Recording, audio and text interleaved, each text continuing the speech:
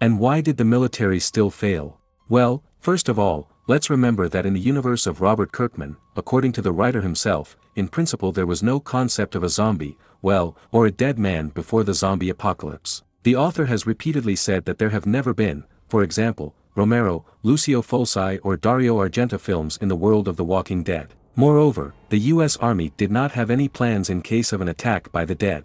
There are some now or not actually in the real US Army. On the other hand, we don't know all the facts. We don't know in the end where it really started, who was patient zero and who he bit first. But one of the most popular questions I have on my subscribers' channel is how could this happen at all? Why the self-technological and armed army of the world suddenly lost to some slow-moving rotting creatures?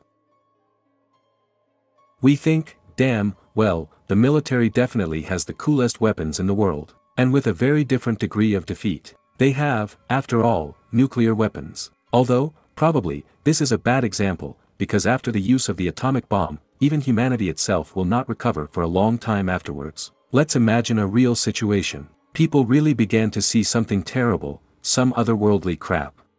They start to be afraid to call the police, but I'm sure that the first reaction of any policeman will be something like a young man, and have you been to a psychiatrist for a long time? And in the worst case, they will just really call a mental hospital to you. During this time, the infected person who has appeared will already be able to bite not even one, but several people. It turns out the moment is already lost. You're panicking. Seeing that you are not taken seriously, you try to leave this coming hell as soon as possible.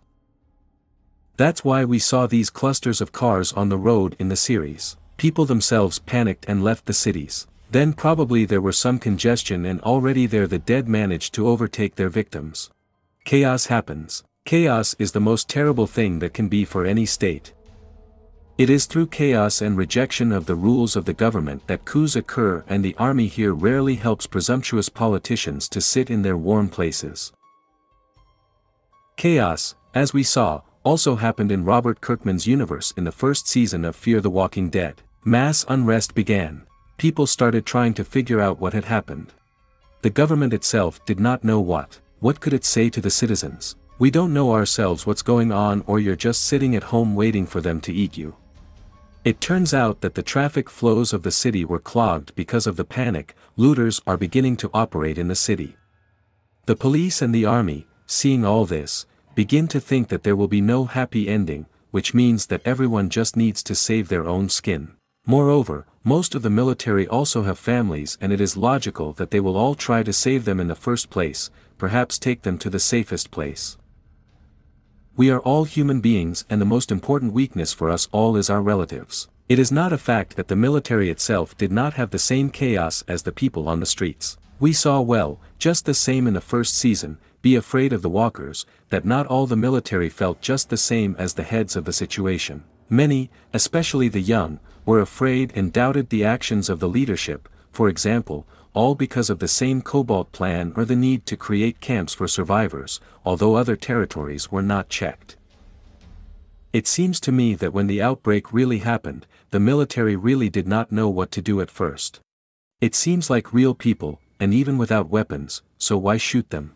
But then the terrible thing began. People were bitten, then they tried to treat them, but nothing happened, and the bitten also turned into an infected person.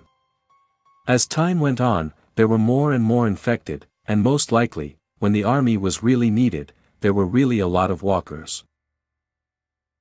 When the series began, Kirkus said that for about one survivor there were 5,000 infected.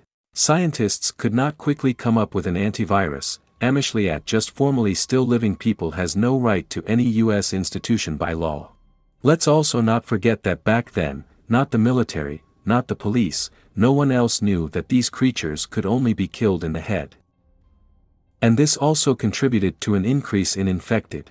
We saw in BHM how the military tried to kill a dead man by simply shooting him with machine guns, but this did not help to end him in any way. They probably also still thought that the infected were still people and maybe they could be treated, but this did not happen. A very important time for this moment was also going away, and this only made the situation worse. Do not forget also that even in safe zones, as in BHM, people still died. They immediately became a threat to everyone. Moreover, people have a very strong kinship instinct. And for sure, as we saw in BHM, some began to hide the sick or, even worse, turned relatives.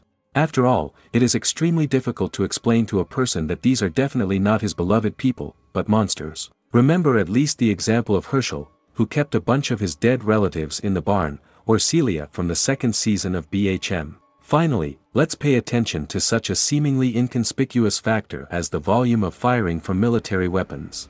Employees in the army were mainly taught to defend themselves with the help of firearms, which can be seen in the 6th episode of the first season of BHM. Very loud sounds of shooting attract, respectively, even more dead people. In the series, especially in the first seasons, the producers very much focused on this aspect of attention. Zombies are not living people who have a sense of fear of firearms.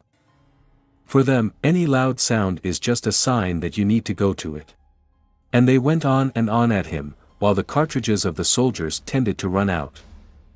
When there were no more cartridges at all, the soldiers were left to themselves along with an incredible herd of walkers, such as we saw, for example, in the first episode of the first season, which Rick encountered. Undoubtedly, they certainly killed some mass of the dead, but other dead people heard the sounds and came to them again. Undoubtedly, such an operation should have been carried out more intelligently. Any noise had to be used exactly for its intended purpose. For example, to attract a large number of walkers to one place for its instant destruction, for example, by explosion or fire. Well, firearms as such had to be either completely banned or allowed if absolutely necessary. Ideally, the military would need to completely switch only to submachine guns with silencers. This is absolutely important, no matter what anyone says. And I will probably repeat myself again, but the most important thing that the military has lost here is time. Until the dead were shot from loud machine guns, walkers were already in full swing here, among civilians, even more going to the sound. The most terrible thing is that the panic began precisely with the military themselves and, most importantly, with their superiors. That is why they began to gather like scalded people for evacuation to air bases, leaving ordinary civilians to fend for themselves. Mass panic is the main reason for the fall of the US Army. Yes, the military can really be strong when they defend the borders of their country, well, or fight in another country. But when fighting is needed at home, everything becomes much more complicated. It is more difficult to figure out who is alive and who is not. It is more difficult to evacuate everyone, to explain to everyone what happened and that it is for a long time. It is more difficult to find a normal place for your people to be kept during the sweep. This is not a foreign land. This is your country, your city or village, where the whole operation should be as accurate as possible. And that's exactly what the US military, it seems to me, did not work out. The human factor has also manifested itself. Everyone wants to live, including the military. Moreover, it is desirable to live with their relatives, so they took care of them in the first place. Of course, friends, I do not pretend to the correctness and accuracy of my assumptions. I am not military and the army is not close to me. I was just trying to imagine from my Philistine point of view what really could have happened to ordinary military guys, and they're not always smart bosses when this happened. If I missed something and you have something to add, be sure to write about it. I would be especially interested to know the opinion of people directly connected with military service. What in their opinion were the main mistakes of the US Army at that time? By the way, I also wonder if the military really has a so-called plan in reality in case of the beginning of a zombie apocalypse? Or is it all the machinations of the yellow press and the Ren TV channel? Let's discuss this. In the meantime, that's all for now. Thanks for watching. Be sure to share the video with your friends, subscribe to the channel, put likes, love Nigan. Well, yes, the power of great logic will come with you, as always.